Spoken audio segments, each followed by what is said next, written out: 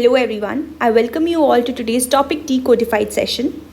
As we all know, the whole world is shocked and saddened by the assassination of former Japanese President Shinzo Abe. So we are going to talk about same today in the following sequence. About the news, key points related to the incident, about Mr. Shinzo Abe himself, thereafter Shinzo Abe's role in India-Japanese ties, and then Shinzo Abe and Quad, followed by mains and prelims based practice questions. But before that, I want you all to be aware about the Mains 8 2022 program, wherein you can get help for polity, essay, public administration and ethics.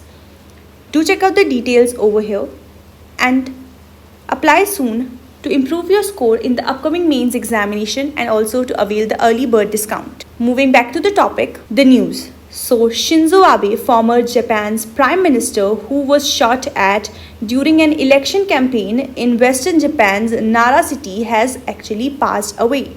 So the key points related to this particular incident are: he was assassinated in Nara city in Western Japan.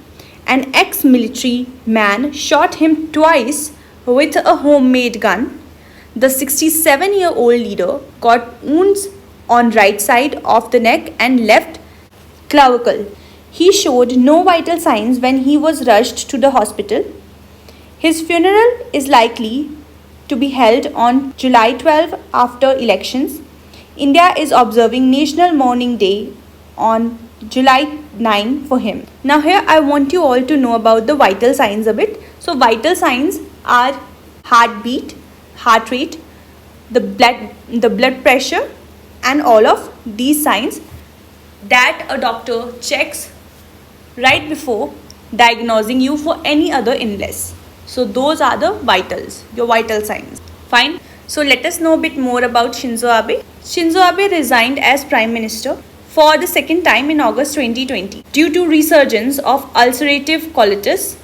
He formally offered his resignation on September 16 and Yoshihide Suga became his successor. Now, how was Japan under Abe? Abe, one of the most consequential leaders of Japan in its post-war history, was country's longest-serving PM so far. During his time in office, Abe was a great friend of India and a relationship that he invested personally in. He also had a special rapport with Prime Minister Modi, which came out on multiple occasions. Now, as we have already set up our premise, let us understand about Shinzo Abe's role in India-Japan ties. He had many personal visits to India. During his first stint in 2006-07, Abe visited India and addressed the Parliament of India. He visited India thrice thereafter, in January 2014, December 2015 and September 2017. No other Prime Minister of Japan has made so many visits to India so far. He was the first Japanese PM to be the chief guest at the Republic Day Parade in 2014. About the nuclear deal, in September 2014, Modi and Abe agreed to upgrade the bilateral relationship to special strategic and global partnership. The relationship grew and encompassed issues from civilian nuclear energy to maritime security bullet train to quality infrastructure, Act East policy to Indo-Pacific strategy. When Modi went to Japan in 2014, the Indo-Japan nuclear deal was still uncertain, with Tokyo sensitive about a pact with non-nuclear proliferation treaty member country. Abe convinced the anti-nuclear hawks in Japan to sign the agreement in 2016, and hence Indian-Japanese nuclear deal was successfully signed because of Abe's contributions. Indo-Pacific narrative. During Abe's tenure, India and Japan became closer in the Indo-Pacific architecture. Abe had spelled out his vision of confluence of the two seas in 2007 speech when the Quad was formed. It collapsed soon, but in October 2017, as Chinese aggression grew in the Pacific, Indian Ocean and India's borders in Doklam, it was Abe's Japan that really mooted the idea of reviving the Quad. And thereafter, Japanese stand against China. Since 2013, Indian and Chinese soldiers have had 4 publicly known border standoffs. April 2013, September 2014, June to August 2017, and ongoing one since May 2020. Abe's Japan has stood with India through each of them.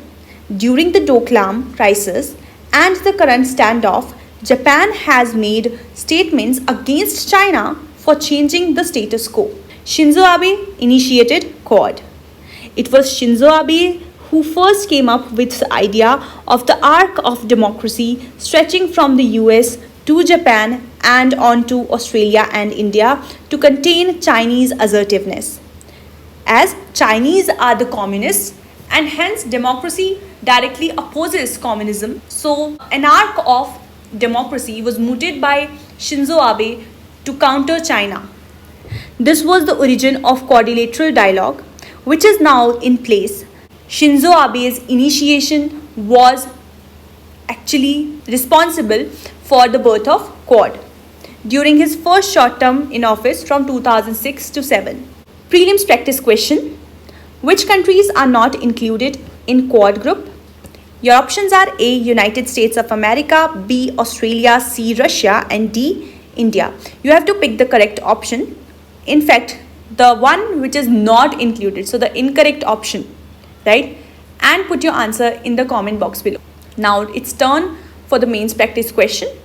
Each of the Quad member countries play a crucial role in the theatre of world politics.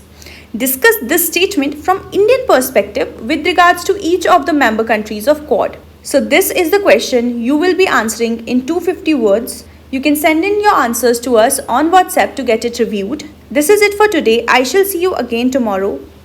Till then, take care and stay tuned.